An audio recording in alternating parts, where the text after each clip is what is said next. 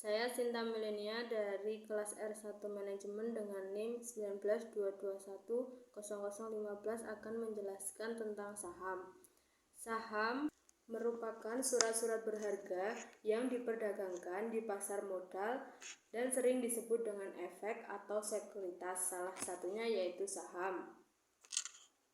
Saham biasanya dapat didefinisikan sebagai tanda penyertaan atau kepemilikan seseorang atau badan dalam suatu perusahaan atau perseroan terbatas. Saham sendiri biasanya itu berwujud dalam selembar kertas, di mana selembar kertas tersebut menerangkan bahwa pemilik kertas tersebut adalah pemilik perusahaan yang menerbitkan surat berharga tersebut. Untuk porsi kepemilikan saham sendiri itu ditentukan oleh seberapa besar pernyataan yang ditanamkan di dalam perusahaan tersebut. Misalnya jika kita membeli saham di suatu perusahaan, itu memiliki arti bahwa kita membeli sebagian kepemilikan atas perusahaan tersebut dan kita memiliki hak atas keuntungan perusahaan dalam bentuk dividen jika perusahaan tersebut nantinya membukukan keuntungannya. Harga saham sendiri itu dipengaruhi oleh beberapa faktor. Yang pertama yaitu aksi korporasi perusahaan, yang kedua fluktuasi kurs rupiah, yang ketiga proyeksi kinerja perusahaan, dan yang keempat tingkat bunga. Aksi korporasi perusahaan itu merupakan sebuah kebijakan yang diambil oleh perusahaan, misalnya dengan adanya merger, akuisisi, dan juga right issue. Kebijakan-kebijakan tersebut yang telah dibuat oleh perusahaan nantinya otomatis akan mempengaruhi harga saham di dalam bursa. Yang kedua yaitu fluktuasi kurs rupiah.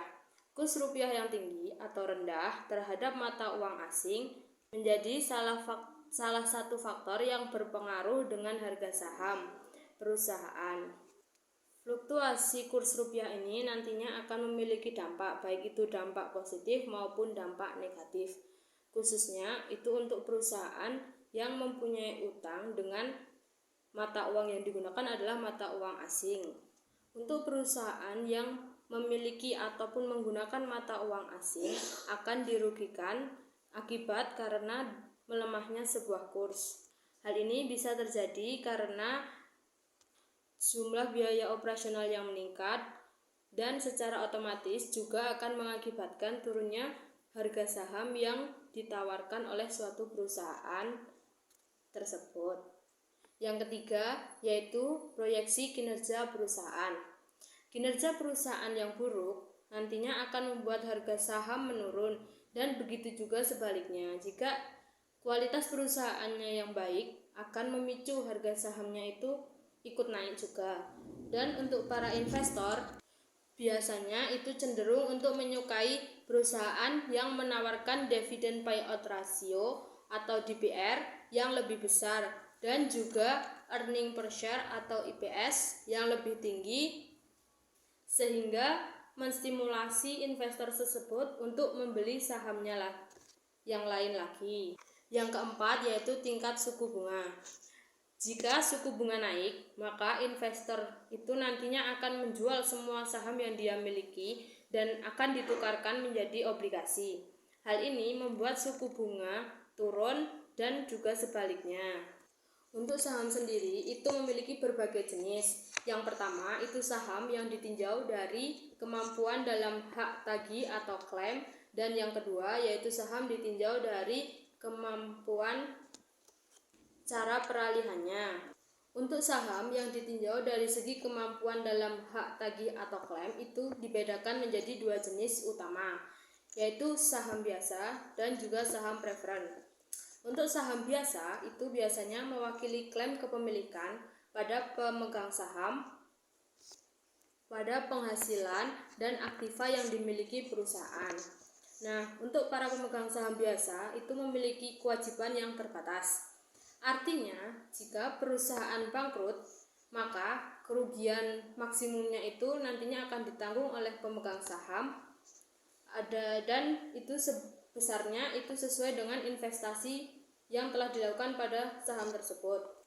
Dalam saham biasa, untuk surat berharga itu biasanya dalam bentuk piagam atau sertifikat yang nantinya saham atau sertifikat tersebut atau piagam memberikan pemegangnya itu bukti dari hak-hak dan kewajiban yang menyangkut andil dalam kepemilikan suatu perusahaan.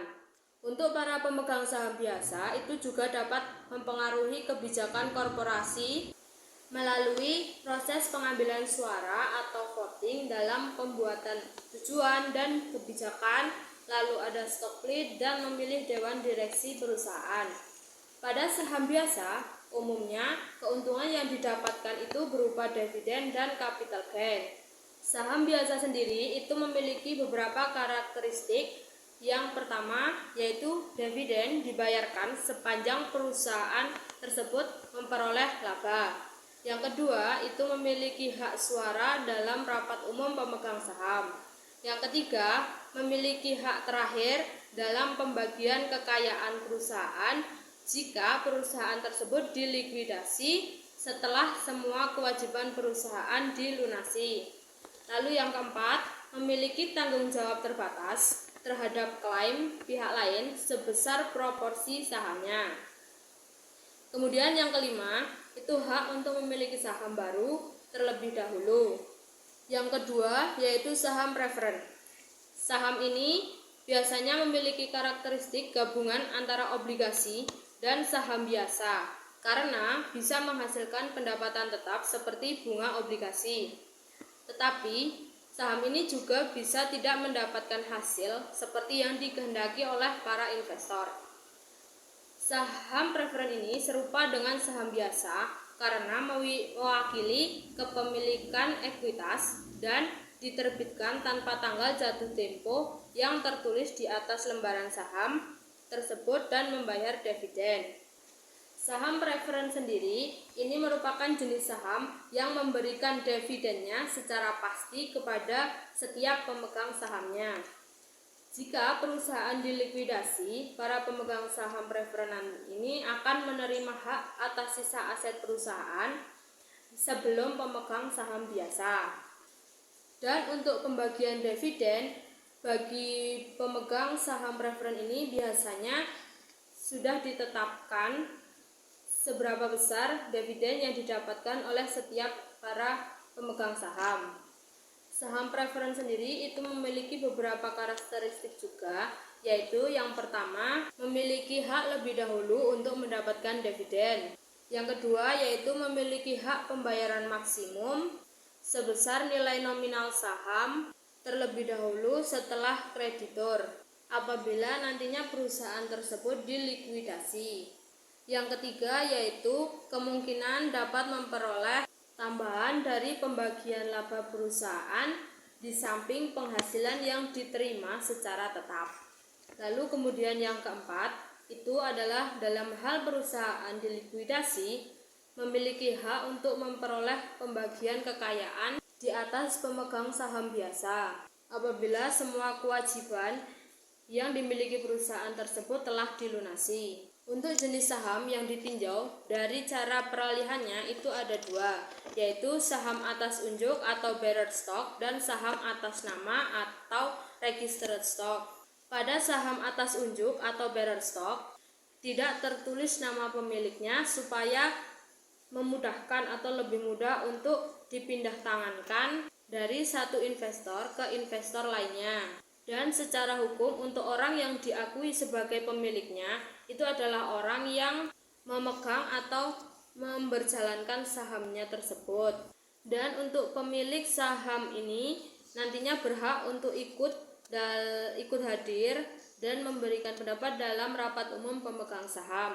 Sedangkan untuk saham atas nama atau registered stock merupakan saham yang ditulis dengan jelas siapa pemiliknya dan bagaimana atau di mana cara peralihannya, itu harus melalui sebuah proses tertentu. Saham sendiri itu juga memiliki beberapa manfaat. Yang pertama yaitu saham itu dimanfaatkan sebagai salah satu instrumen investasi jangka panjang ataupun jangka pendek. Dan untuk para investor, saham ini dimanfaatkan sebagai investasi jangka pendek, dan para investornya itu mengharapkan adanya capital gain dari selisih harga jual dan harga belinya. Untuk keuntungan dan resiko dalam investasi saham itu pada dasarnya semua pilihan investasi yang telah ditentukan itu memiliki peluang keuntungan di satu sisi dan juga potensi kerugian di sisi lainnya atau resiko. Seperti misalnya tabungan dan deposito di bank itu memiliki resiko yang lebih kecil karena tersimpan aman di bank. Akan tetapi tabungan dan deposito itu sendiri memiliki kekurangan, yaitu keuntungan yang didapatkan itu lebih sedikit dibandingkan dengan potensi keuntungan yang didapatkan dari sebuah investasi saham.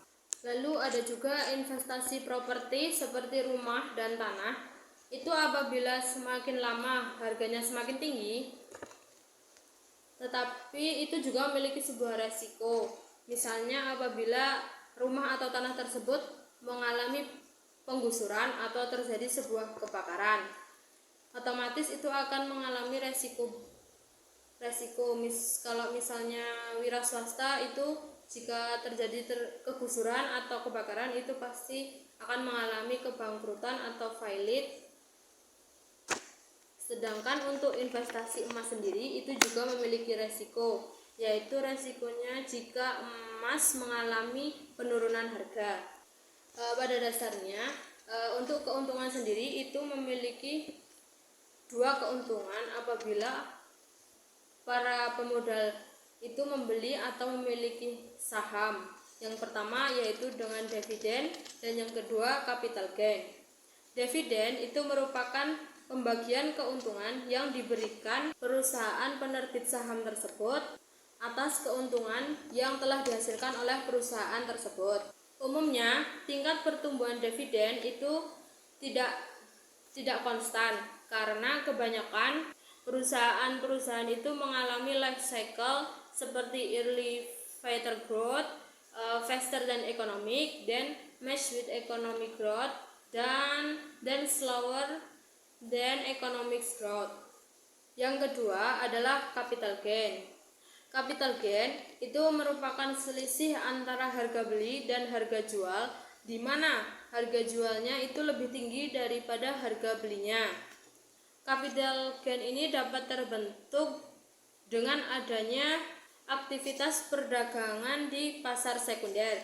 Misalnya jika ada seorang pemodal itu membeli saham dengan harga 6.000 per lembarnya, itu berarti dengan harga tersebut para pemodal kemudian menjual sahamnya kembali dengan harga 6.500 per lembarnya, dan hal itu nantinya akan membuat para pemodal itu mendapatkan capital gain sebesar Rp500 untuk setiap saham yang telah dijualnya.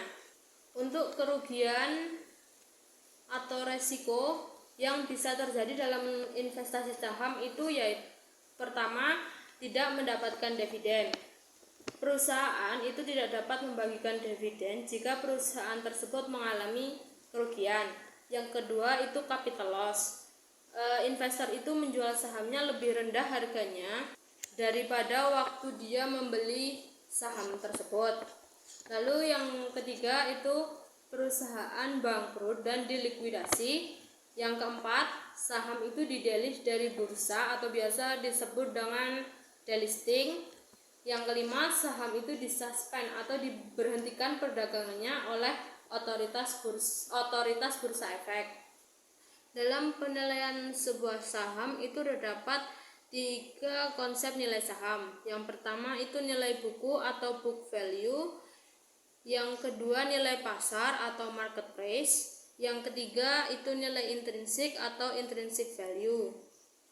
Untuk book value sendiri itu biasanya diketahui dari sebuah neraca, yaitu total modal sendiri dibagi dengan jumlah lembar saham yang telah beredar. Untuk nilai pasar atau market price itu nilai saham yang ada di pasar.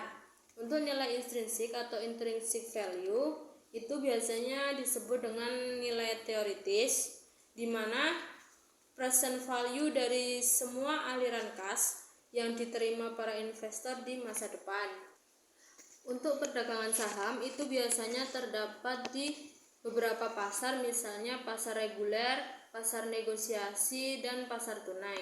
Untuk pasar reguler, saham yang diperdagangkan itu dalam bentuk satuan lot dan berdasarkan mekanisme tawar-menawar yang berlangsung secara terus-menerus selama proses perdagangan berlangsung.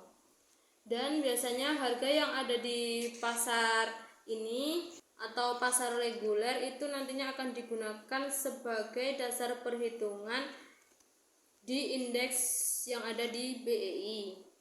Untuk pasar negosiasi itu biasanya dilaksanakan berdasarkan tawar-menawar individual antar anggota bursa beli dan anggota bursa jual dengan berpedoman pada kurs terakhir di pasar reguler.